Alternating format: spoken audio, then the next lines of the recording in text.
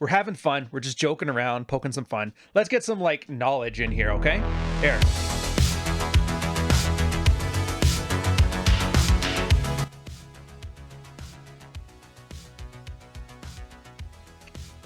If you don't know, a lot of these TikToks are kind of funny, and I like picking out little themes and finding a whole bunch of things to fit it. So my girl does me a solid. She looks up some of the best of the videos of the women, enough where I can make like a nice red-pilled coffee video and talk about a topic in depth. But for every one that I find, there's like 30 that just don't make the cut.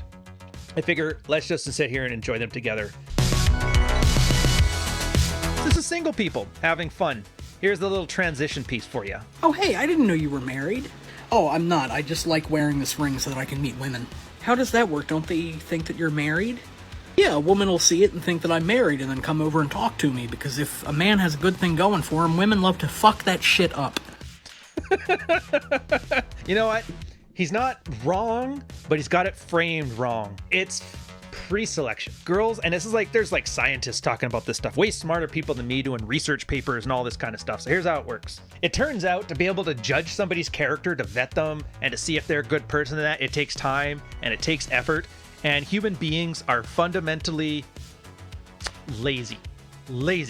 So what they do, and I don't know how it started, is it like pre-human or is it human, whatever.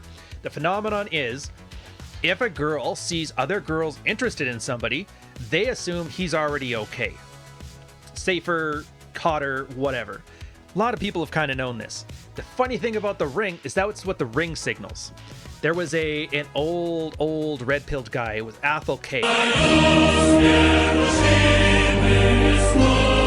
Which I'm not sure if you guys have heard of him. Not point of the story, doesn't matter. And he did a thing where this girl was dating a guy and she didn't want to sleep with him, so they kind of broke up. And then later on, the guy gets married. The girl ends up cheating, or I guess home-wrecking him over the wife.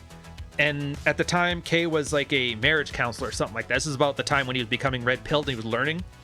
And he goes, so why did you not want to sleep with him before and then sleep with him once he got married? She goes, well, I didn't see him as husband material before, but now that some other girl married him, I saw him in a whole new light, and then I wanted to smash.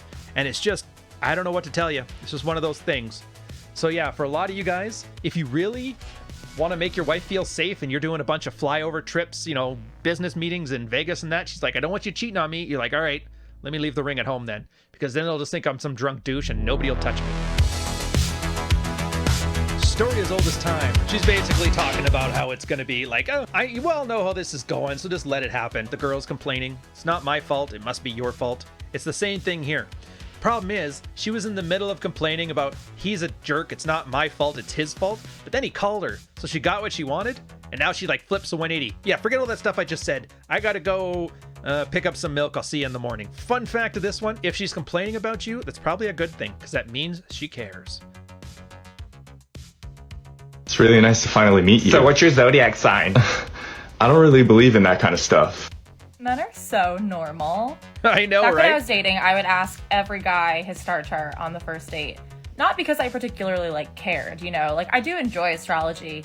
And it was a fun bonding exercise, you know, if he didn't know, I would do it for him, and then we'd like have a good little read and then move on.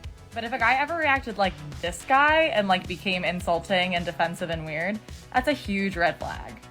Like, are you telling me that you can't have a simple conversation on a first date with someone about an interest unless you share it too? Come on. Also, please don't voice women like this. It is very embarrassing for you. Like, what are you even doing?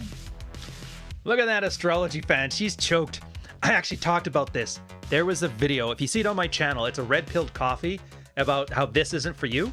It's with my buddy Rich Cooper. He had some weird, like, Twinkie feminist chick, Emily something or other, and she was complaining. Sounds very paranoid to me. Like, Still Read is quite paranoid to me, but it screams a little bit of somebody who is very paranoid on anyone. I think I do think there's an element of suspicion. Isn't that exactly what I said the other way around? Paranoid? And then the one thing that he was talking about was like how it is like a date question was like, how do you survive the zombie apocalypse? And it's like, would she be the girl loading ammo and helping you, or would she be the one run off, or would she get bit? It's like, you want the girl to do the ammo. And it was like the one time a feminist actually understood what like charm and game and dating was like, because she realized, she was like, This is the one thing I could see. Like, I hope he's not taking it. Like, imagine taking the zombie apocalypse story seriously. But it'd be like a great icebreaker to learn about somebody while you're talking about some random nonsense. Because girls always love subtext. And so it's not about astrology. It's not about MBTI. It's not about, what's that other stupidity? The zombie apocalypse. It's just holding a goofy conversation, building up a world. You're basically like erotic literature in the flesh, like your podcast. You always see those romance novels the girls are reading? Picture that in a conversation. Are you lying? Do you actually care about astrology? Who cares? It's fun, isn't it? And isn't that the point of this? If you're not having fun, why are you even out with her? So she's not wrong there. Have you guys ever been on a date and then it like leads back to their place, and for whatever reason once you get there you're like, oh god, I've got to get out of here, like the place is really messy or he's gotten weird or something like that, so you sleep with him and then you leave. Like, don't feel bad about that. You're not slutty. You're probably Canadian. It's polite. It's a polite thing to do, right? See that, girls? You heard it here first. You're not slutty. You're just Canadian. That's what we do. I have a friend who was at this. His now wife, and they have like kids together. They're happy or whatever. Wife stayed over at his place the first night because she didn't want to go home in the cold. You know what? This is just how things work. Relationships are messy. People have smash for all kinds of reasons, and girls just aren't as horny as men. That's the one thing that MGTOW 42069 Black Pill Forever XX get right. Hi, Billy Mays here. Is that they don't have the testosterone, the sex drive. Luckily for us though, women have relationships for 800 different reasons, and it turns out horniness is only the 752nd one. If you guys want to see more on this, and I don't know why you would, it's Dr. David Buss's Why Women Have Sex. But yeah, sometimes it's just comfortable like this. I don't know what else to tell you. Welcome to Canada.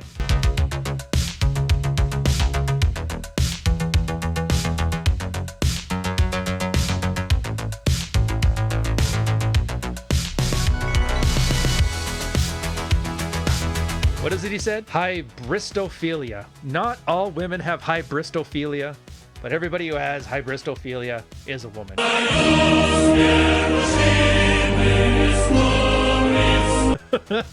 Look, I'm not telling you it's what you should do, but if you go on a murder spree and kill 6 people, there's at least somebody out there who's going to be interested in you. And don't worry about it, you'll get some conjugal visits. Yeah, and in the chat, absolutely gets it right. Girls like danger. Girls love danger. And you know, the only thing that's better than danger is the appearance of danger. That's why it's conjugal visits and not following a murderer on a murder spree.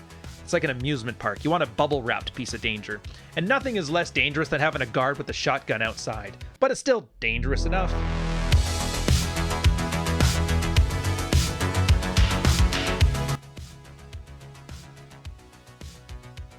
She's like, I'll never forget you. I'm here to tell you she's lying. First off, when you see a girl with gray teeth, what she's saying is, I'm a red wine alcoholic. Everybody here who's over the age of 30 knows the gray teeth syndrome. Here's what happens. Let's use this girl as an example. I don't know if it's her, but we're using her in this example. Break up with your boyfriend, the guy rejects you, some other thing happens, and you're very sad, and you just want to go and smash and get it out of your system to get these emotions out of your way. You go, you get drunk, you have fun at a party, you flirt with a guy, and you expect to fool around and then the next day forget he even exists. But this guy is such a nice sweetheart, he doesn't do anything. Now she feels stupid. Because this guy's like, no, I don't want to take advantage of you. And she's like, why couldn't you just follow the script? Here's the thing. A lot of guys are like, oh, I don't want to get an accusation of this. A girl who smashes, maybe feels a little bit of regret, but moves on with her life, and she got that horrible previous boyfriend out of her system, is going to be in a far better position to leave you alone than the one that you basically just called a slut and said you're not going to take advantage of her because you're a nicer person than her. That's the girl that loses her shit on you. I'm telling you right now, don't do it. Or do it. Better yet, don't put you in a situation where you have to even ask one way or the other what you do here. If she's that drunk throwing herself at you, give her a fake name. That guy that bullied you in high school, give her that name, phone number, and then say you're not going to do anything. And if you're lucky, you can see your buddy on the news. Who knows? Dear God, why would you do any of that?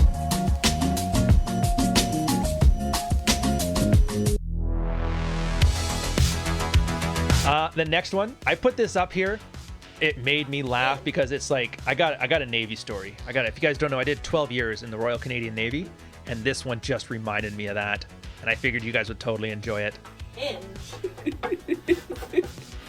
Fucking writes in lipstick on my toilet. He said, run. There's a reason this guy does that. Absolute king. Absolute king. You write it at the bottom of the toilet seat because the girls never lift it, so they'll never see. And in the Navy, we used to do stuff like this too. Everybody's always got a story. Like there's, 250 people on a ship. Out of all those people, there's one guy with a cheating hoe wife. And that girl will sleep around. It's a chief's wife, it's an ordinary seaman's wife, it's an officer's wife. If you're lucky, it's a wife of a person that nobody likes on board, so then they all don't mind. But sometimes it's a guy you really like who just picked the wrong girl. So like, what do? It's like, I know what I'm gonna do. You take your ship's crest, a sticker of your ship's crest, and you put it underneath the toilet seat, or you put it behind the bed. You put it somewhere where girls don't lift up, and you write a little warning on there just so he knows. And you're doing your buddy a solid in the best way possible. So yeah, I don't know what happened on this 15-minute Hinge date, but she got weird. He got weirded out as well and decided, I'm just going to warn other guys about this one. It actually makes me laugh. Good for this guy. Way to make it happen, son. But if you close your emotional damage, emotional damage. I don't know why, but that emotional damage voice always makes me laugh. All right.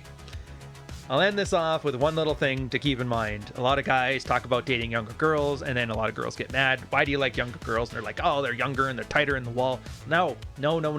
I don't care what evolutionary psychology reason there is. That is true. That's how it plays out, but that's not the personal reason. Like, what are you talking about? Well, here's the thing. Obviously, DNA is about replication, right? So the more couples smash, the more babies get born. So the more a gene will help you enjoy sex more, the more often you're going to have it. But you don't know about that gene stuff. You're just like, it's just fun to me. I don't think about genetics. Here's the thing.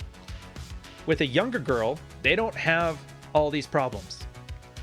If they're a younger girl, they've never been broken in the relationships or whatever, had their problems. But here's a more important thing. If you're good at relationships, you're already in one by the time you hit 30. As a girl, as a guy too, but mostly as a girl. Well, I mean, as a guy, you could, not saying you do. So if you're over 30, you're either incapable of being in a relationship, and that's why you haven't done it at this point. You're unwilling, but for the most part, incapable. I've hardly seen well-adjusted people not at least have like a good, solid boyfriend by 30. Or you really sucked at it early on, and you're already pre to post-divorced. So the one good thing about dating younger is that you don't have to pick from that group. You can pick from the group that has potential, that hasn't settled down yet. So when you think about the next time you hear some MGTOW 42069 talking about the juice ain't worth the squeeze, it's like, dude, if you're going to the piece of shit fruit juice fruitery, then what do you expect? Go get the better juice. Have fun, guys. I'm going to let you go. Enjoy the rest of your day. Hopefully your work day went well. Cheers.